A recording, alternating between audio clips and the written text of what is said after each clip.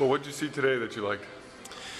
You know, same answer I gave the other day, in that, you know, it's not one event that makes this trip worthwhile or a success, but it's the cumulative effect of the value that I think we get out of it. And, you know, right now, Rich, we've practiced not 10 times, now 12. We had the opportunity to play in 2 games. And, you know, this trip has gone by fast, but to me, it's not too long. Each of our players has an opportunity to go home before the beginning of school. But there's no question that if we had to do it all over again, we'd do it the exact same way.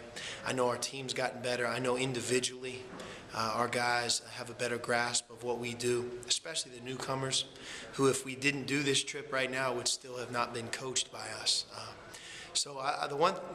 The highlights, though, of the trip to me are the 2 players that I thought this trip could really benefit, and that's Jordan Mays and Kevin Parra. You know, they combine experience and the know-how, but because they were both injured so much a year ago and missed so much time, that they worked very hard this spring and summer and used this trip, to me, to get both feet on the ground. I can make the argument that those 2 guys played as well as any 2 or individual players on our trip. And it was great to see Kevin, the way he shot the ball, Jordan, the way he moved, and to me, he did a little bit of everything. So it was great to see those 2 guys take advantage of the trip.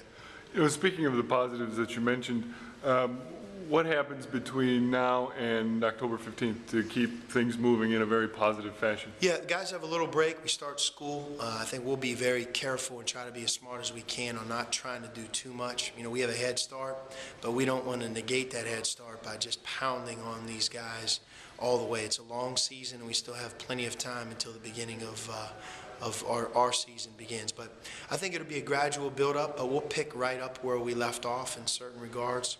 And what I would like to think is we're generally operating about a month ahead.